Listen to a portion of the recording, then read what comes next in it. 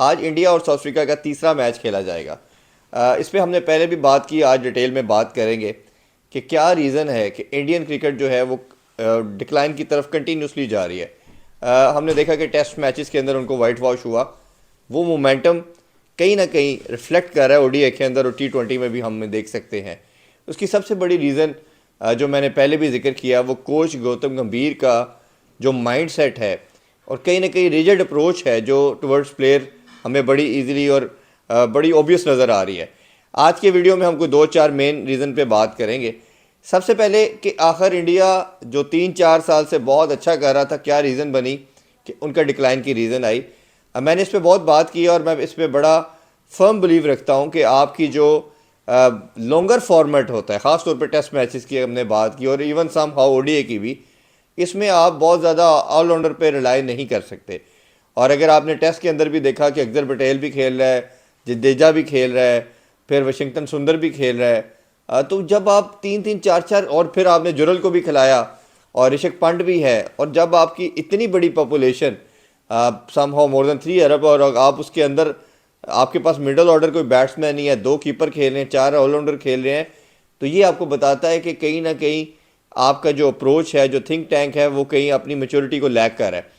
और इसकी सबसे बड़ी प्राइम एग्जांपल आपको देना चाहूँगा कि अगर कोई ऐसी साइड, पाकिस्तान की अगर हम बात करते हैं, श्रीलंका की बात कर सकते हैं, जहां आपको 11 बेस्ट 11 चूज़ करने में प्रॉब्लम नहीं हो रही, आप बड़ी मुश्किल से पूरा कर रहे हैं। हमारे पास भी बड़ी लिवरेज रही है, अभी कुछ अच्छी बेंच स्ट्रेंथ बन रही है, तो ये सबसे बड़ा फैक्टर आपकी रीज़न बना है। और आप जब दूसरे लॉन्गर फॉर्मेट को छोड़ के छोटे फॉर्मेट में आते हैं और ओडीआई का कहा जाता है कि ये आपका टेस्ट और टी20 का मिक्सचर है, तो इसके अंदर भी आपको स्पेशलिस्ट की तरफ जाना पड़ेगा। ये हो नहीं सकता कि आधा थितर आधा बटेर की तरफ आप जाएं, ना वो कोई पूरा बैटर है ना कोई पूरा बॉलर है। विद ड्यू रिस्पेक्ट, आप किसी भी प्लेयर का, मैं नाम तो इधर नहीं लेना चाह रहा, लेकिन आप ये कर नहीं सकते। और जो अप्रोच है ख़ास तौर पे गौतम गंभीर की, वो यही है कि मैंने ऑलराउंडर की तरफ ज़्यादा जाना। ये इवन हमारे कोच माइक हैसन की भी अप्रोच यही है। वो अभी तक उनकी बचत शायद इसलिए हो रही है कि वो सिर्फ वाइट बॉल के कोच हैं, वो टी20 ज़्यादा खेल रहे हैं, ओडीआई बहुत कम पाकिस्तान खेला है, तो सर्वाइवल हो रहा है। और पाकिस्तान जो ओडीआई भी खेला है वो पाकिस्तान में भी रिसेंटली जीता है। अगर आप पीछे चले जाए, वेस्ट इंडीज़ में तो हम सीरीज़ हारे हैं, तो वेस्ट इंडीज़ से 35 साल के बाद हारे हैं। तो ये आपको बताता है कि आपने स्पेशलिस्ट की तरफ लेके जाना है। और इंडिया में एक तूफान आया हुआ है, बिल्कुल आना भी चाहिए, क्योंकि पाकिस्तान और इंडिया के पास, या इवन सब कॉन्टिनेंट के पास, जो एक सबसे प्राइम चीज़ है वो आप सब जानते हैं, वो क्रिकेट है। और क्रिकेट तो ओबियसली सेकंड रिलीजन के तौर पे आप सब उसको फॉलो करते हैं। गौतम गंभीर की मैं बात कर रहा था कि उन्होंने जिस तरह हमें सोर्सेज के थ्रू पता चलता है और मीडिया बताता है कि उनकी जो एक रिफ्ट थी विराट कोहली और रोहित शर्मा के अगेंस्ट, वो बड़ी बड़ी स्ट्रॉन्ग थी। और शायद कहीं ना कहीं उन्होंने ये ग्रेजुअली मैसेज दिया कि अब आप सारे फॉर्मेट छोड़ते चले जाएं। टी20 वर्ल्ड कप लास्ट ईयर जीता, उन्होंने रिटायरमेंट ले ली। टेस्ट में बहुत बड़ा शॉकिंग था, पूरी दुनिया के लिए शॉकिंग था शायद, और शायद दुनिया तो इस तरह ना ले, जो इंडियंस थे, भारतीय जितने फैंस थे, उनके लिए ये चीज़ अभी तक डाइजेस्ट करना मुश्किल हो रही है कि किस तरह विराट कोहली और रोहित शर्मा टेस्ट से बाहर हो सकते हैं। चलें, आप मान लेते हैं कि बाहर कर भी दिया है, तो आपके पास जो बेंच स्ट्रेंथ थी, क्या वो उस काबिल थी कि जो इनसे बेहतर जगह आपको सर्व करके देती? हाँ, हम टी20 में कह सकते हैं कि आपके पास अभिषेक शर्मा आए, फिर आपके पास तिलक वर्मा हैं, संजू सैमसन है, तो ये लड़के ऐसे थे कि जो पुरानों को रिप्लेस करके उनसे बेहतर क्रिकेट शायद खेल के दे सकते थे। अभी ये भी प्रॉब्लम आएगा अगर बैटिंग कंडीशन के अंदर ये लड़के रन कर रहे हैं, जहाँ कंडीशन सूटेबल ना हुई तो फिर वो क्या करते हैं, ये एक अलग क्वेश्चन मार्क है। तो अभी जो टेस्ट सीरीज़ के बाद ओडीआई सीरीज़ हो रही है और आप पहला मैच 10-17 रन से जीते, 349 किया आपने, और आपका जो रन चेज ऑलमोस्ट हो गया था, और आप ये देखें कि आपके 11 पे 3 आउट हो चुके थे, तो ये एक बहुत बड़ा लम्हा फिक्रिया है भारतीय बॉलिंग के ऊपर भी। अब बहुत से लोग ये बात कर रहे हैं कि जी विराट कोहली ने बड़ी 2 शानदार सेंचुरी की। विराट कोहली पे मैं अलहदा बात करता हूँ, तो ये फास्ट बॉलर ने या हमारे बॉलिंग लाइनअप ने इन पे पानी फेर दिया।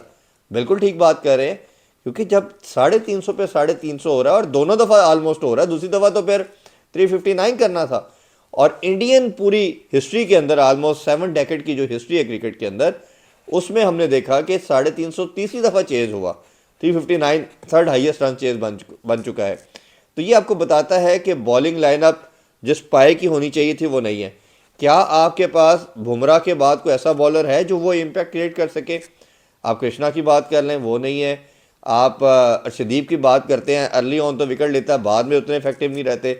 फिर इसी तरह हर्षित राणा की बात कर लें, वो भी आपको लगता है कि शायद उस तरह वो अपनी जगह पे अगर वो रन देते हैं या तो रन बहुत ज़्यादा दे देते हैं, अदरवाइज वो अगर विकेट्स लेते हैं तो उनका ये कॉलम डिस्टर्ब हो जाता है। कहीं ना कहीं आपको एज ए फास्ट बॉलर अपनी इकॉनमी भी अच्छी रखनी है और स्ट्राइक रेट को भी अच्छा रखना है, आपने आउट भी करना है, विकेट के कॉलम को भी आपने अच्छा रखना है। तो ये हमें लगता है कि जो भारत 3-4 साल से जो अच्छा कर रहा था तीनों फॉर्मेट में, उसकी सबसे बड़ी प्राइम रीज़न जो आपको नज़र आती है, जहाँ विराट कोहली और रोहित शर्मा थे, इधर आपके पास बुमराह भी था, सिराज भी था और मोहम्मद शामी भी था। ये मुझे समझ नहीं आ रही कि किस तरह आप सिराज को भी एक फॉर्मेट तक कर्टेल कर सकते हैं।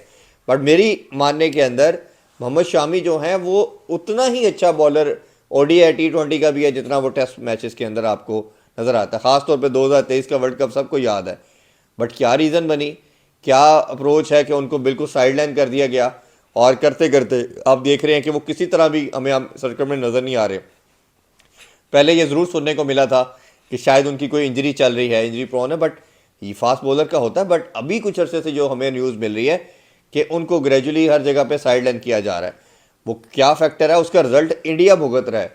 तो ऑब्वियसली ये उनकी थिंक टैंक को सोचना। और हमें पता चला है कि एक मीटिंग भी इंडिया में हुई है जिसमें अजित गारकर और जो कोच हैं गौतम गंभीर, उनकी मीटिंग भी उनकी BCCI की मैनेजमेंट है उसके साथ रखी गई है।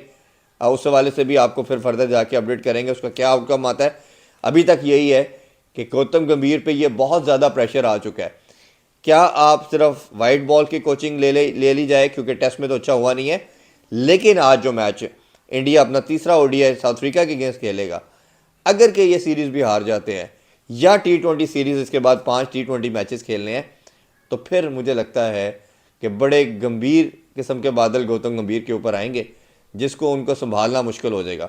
फर्दर मोर अगर देखा जाए तो ये obviously south Africa outstanding cricket खेल रही है। आप ये देखें कि लास्ट मैच के अंदर उनका मेन बॉलर जो बर्गर है वो रिटायर्ड हर्ड होते हैं, वो 6 ओवर किए, डेथ बॉलिंग नहीं कर पाए।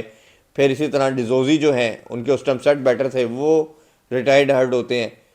उनको हमने देखा कि क्रैम आया, उसके बाद वो नहीं आ सके। फिर भी साउथ अफ्रीका ऑलमोस्ट 9 प्लेयरों के साथ वो मैच जीत गया। तो ये बताता है कि उनकी डेप्थ कितनी ज़्यादा है बैटिंग के अंदर, उनकी बॉलिंग के अंदर भी कैपेसिटी कितनी ज़्यादा है। और कप्तान टेंडा बमूमा की बात करें तो वो तो एक ऐसा लीडर के तौर पे दुनिया के सामने आ रहे हैं कि जिसकी शायद कोई एग्जांपल नहीं मिलती। तो ये भारत के लिए काफ़ी प्रॉब्लम है। और लास्टली मैं बात रोहित शर्मा और विराट कोहली की ये करना चाहूँगा, उनको अब कुछ प्रूव करने की ज़रूरत नहीं है। 84 सेंचुरीज विराट कोहली कर चुके हैं, 53 सेंचुरीज वो ODI में कर चुके हैं। तो ये मेरा ख्याल है कि एक दफ़ा जितना भी हेल्म ऑफ अफेयर में लोग बैठे हैं, जितने भी थिंक टैंक जो हैं, उनको सोचना पड़ेगा, ख़ास तौर पे गौतम गंभीर को सोचना पड़ेगा कि क्या इनकी रिप्लेसमेंट आपके पास मौजूद है। टेस्ट मैचेस की मैं बात कर रहा हूँ।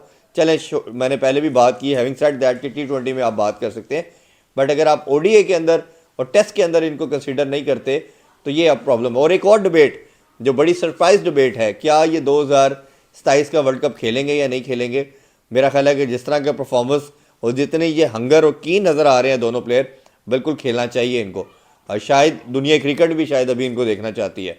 और क्या विराट कोहली सचिन तेंदुलकर का 100 सेंचुरियों का रिकॉर्ड भी ब्रेक कर पाएंगे, ये कुछ क्वेश्चन है। ओबियसली इसके लिए टाइम चाहिए, लेकिन ये मैं बताता चलूँ कि आज का मैच गौतम गंभीर के लिए, इंडिया के लिए जीतना बहुत ज़रूरी है। अगर नहीं जीते तो इनके लिए बहुत प्रॉब्लम आ सकते हैं।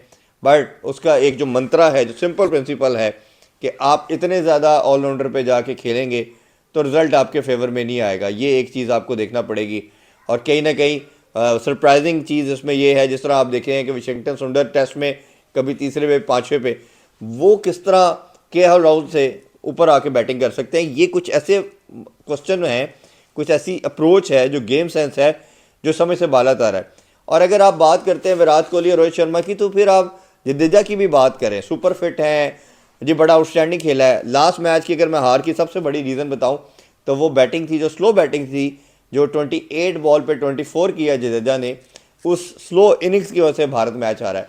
जिस तरह की पिच था, जिस तरह की बाउंड्री थी, तो उसमें आप कम से कम आपको 28 बॉल पे 40-45 करना चाहिए था। और जिस नंबर पे आप बैटिंग करने आए वो तो केएल राहुल ने थोड़ा सा अच्छा तेज़ खेले तो रन आपके डिसेंट हो गए, बट आइडली इंडिया को शुड हैव डन 375 और प्लस। जो 15-20 रन उन्होंने स्लो बैटिंग से कम किए, वो आपको मेरा ख्याल है हार की रीज़न बनी। और एक चीज़ और ये कि इंडिया अभी तक टॉस ओडीआई में नहीं जीता इस सीरीज़ के अंदर। टॉस बहुत वाइटल होगा। पाकिस्तान इंडिया में इस सीज़न के अंदर ड्यू फैक्टर आता है, तो knowing that fact, considering that कि ड्यू ने तो आना ही आना है, तो आपको ये देखना पड़ेगा अगर आप पहले बैटिंग करते हैं तो आपको कम अज़ कम 30-40 रन जो भी एवरेज टोटल है उससे ज़्यादा करना पड़ेगा, ताकि आपके बॉलर्स के पास वो कुशन हो।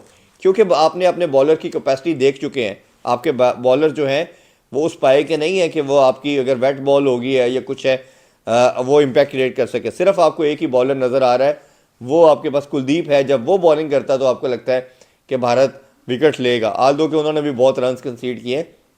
बट ठीक है कि आपका एक बॉलर जो हर मैच में आपको 3-4 आउट करके देता है, एटलीस्ट उसका फिर इतना तो उसका बनता है कि अगर वो रन दे भी दे, वो चांस लेता है, वो फ्लाइट करता है बॉल को। तो ये एक है कि लेकिन आप ये नहीं हो सकता कि एक बॉलर आउट करे और 4 बॉलर रन दें, फिर आपके लिए जीतना बहुत मुश्किल होगा। तो भारत के लिए बहुत सारे प्रॉब्लम्स हैं, बड़ा चैलेंजिंग है। बट जिस तरह हैविंग सेड दैट, आज का मैच पूरी इंडियन टीम और ख़ास तौर पे गौतम गंभीर के लिए बहुत इंपॉर्टेंट होगा। क्या विराट कोहली जो 10 दफ़ा कंसेक्टिव 2-2 सेंचुरियाँ कर चुके हैं, क्या वो एक दफ़ा हैट्रिक कर पाएंगे? ये क्वेश्चन मार्क है। ये मैच के बाद आप लोगों से जुड़ेंगे।